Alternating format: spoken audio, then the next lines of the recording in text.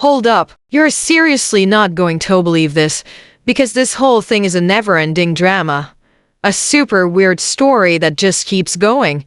Meghan Markle was just one of the girls who worked for Soho House. Call girl, working girl, escort, whatever you want to call it. That's what she was. She was a deal or no deal girl. She was calling herself Amidel, and she was starring in a TV show called Suits. She used to charge almost 30,000 for one trip, which is why she was making good money. It wasn't from Suits. It was from her yachting trips. It all started on a quiet night in London. Here outside Mayfair was nice and calm, but inside a fancy private room, the vibe was totally electric. It was one of those dinners with people close to the royals, super exclusive, secret, and kind of risky. Wow, that is seriously so crazy. I just never thought my life would ever end up here. One of the guests was Sarah Ferguson, the Duchess of York, or Fergie, as everyone called her. She wasn't a royal, but now she's a survivor. She smiled at that familiar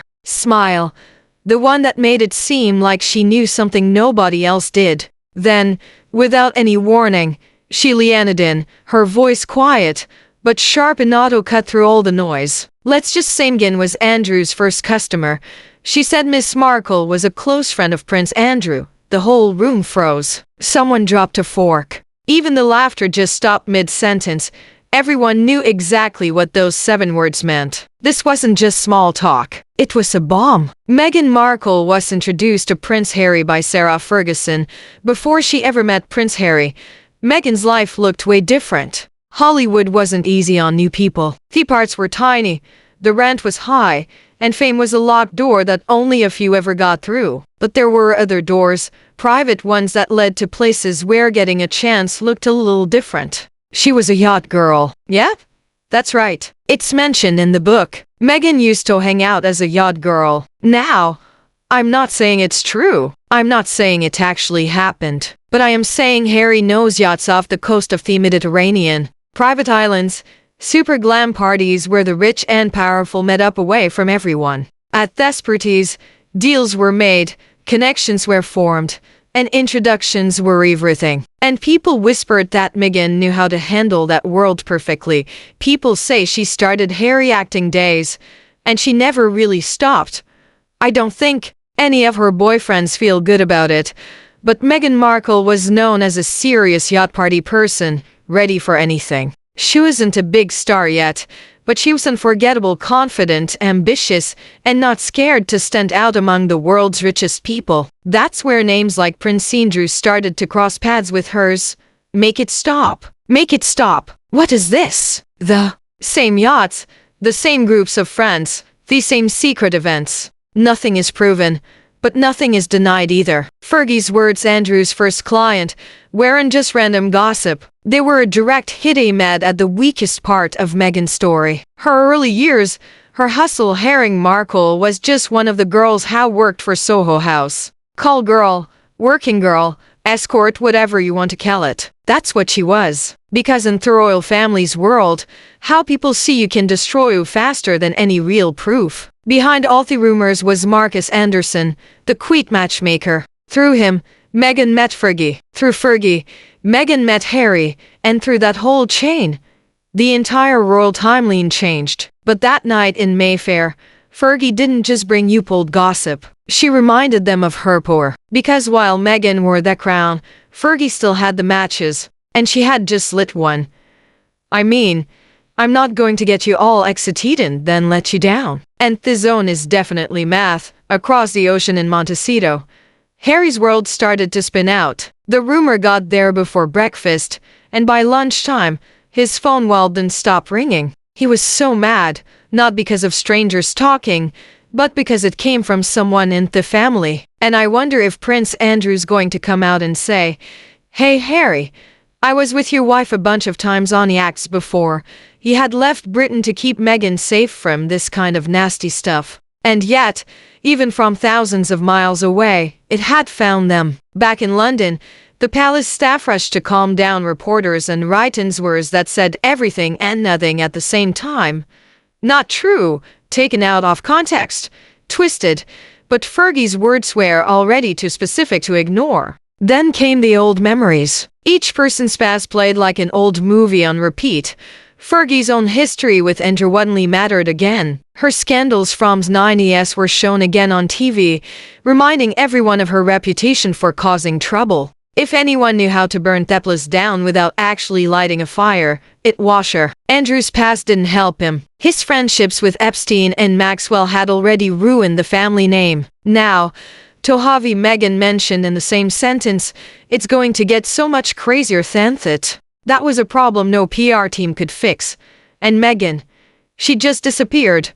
Her team cancelled events. No pictures, no statements, no public appearances. But the public doesn't trust silence. Every day she didn't speak made the rumors sound more like the truth. To understand this moment, you have to look back. First, Fergie's fall and comeback. She was the bride duchess of the 1980s, but she became the royal outsider by the 90s. Her scandals were legendary. The toe-sucking photos, family problems, the public shame. But every time the palace kicked her out, she found a way to get back in. That's why people believed her words now. Because Fergie was never just careless. She was smart about her moves. Second, Andrew's best years. Prince Andrew. Have you noticed how headedly avoids looking at Meghan Markle when she's around him or when she was around? He had been the prince who lived liquor rules didn't apply to him. Private jets, private parties, private secrets. For decades, he moved through a world where rules were for everyone else. Fergie's words connected Meghan to that same world.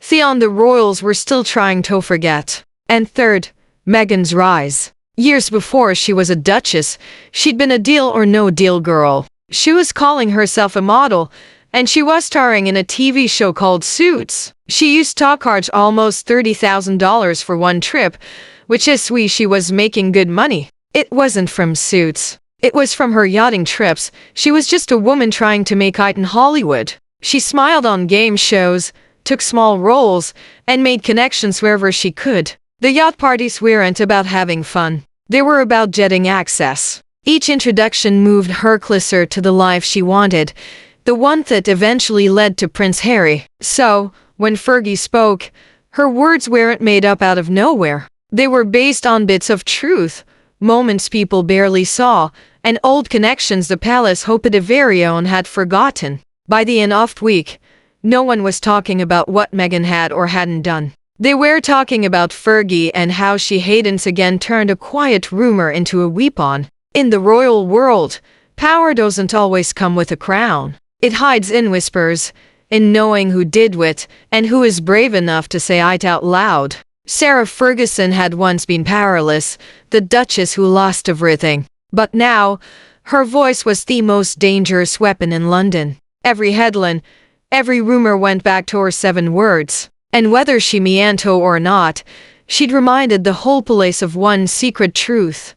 Secrets are the real money of royalty. While the press argued about why she did it, the people closest to the family knew better. This wasn't just a scandal. This was a chess move. Fergie wasn't yelling for attention.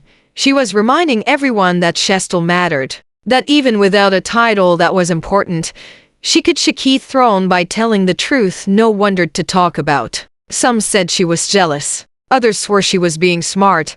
But really, it was both. After years of being left out, Fergie had finally found her way back into the royal story. And she didn't need an invitation. She made her own entrance. By now, weeks had gone by, but the sound of that night in Mayfair wouldn't go away. The palace had moved on to new events and charity fundraisers, but the damage was done. Because in the royal world, a whisper is like smoke. It stays in the curtains, in the halls, in the public's memory, behind closed doors. Everyone had a different version of the story. Some insisted Fergie was trying to protect Andrew, creating a distraction to move attention away from his current problems. Others believed she'd just messed up. Random comment after too much wine, but the smart people knew the truth. Sarah Ferguson never just messes up.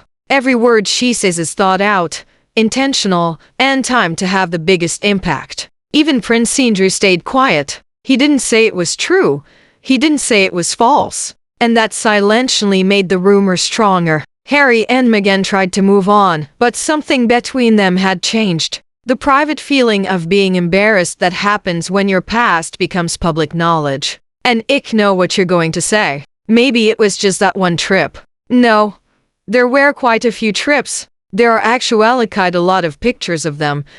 There are 2 pictures that got leaked. The world saw it as a scandal.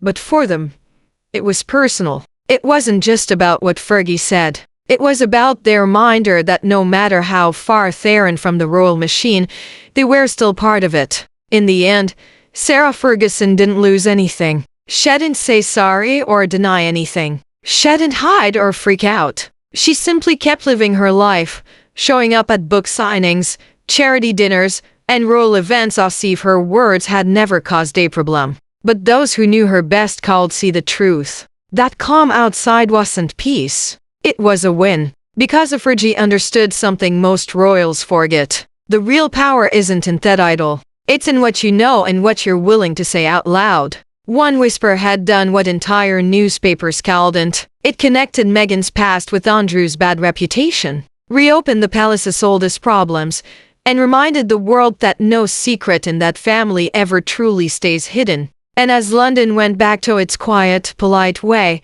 one truth was clear. Sarah Ferguson may no longer wear a crown, but she just proved she can still shake the throne. Because in the royal world, the most dangerous person isn't the one with the most jewelry. It's the one who already lost everything and has nothing left to be afraid of.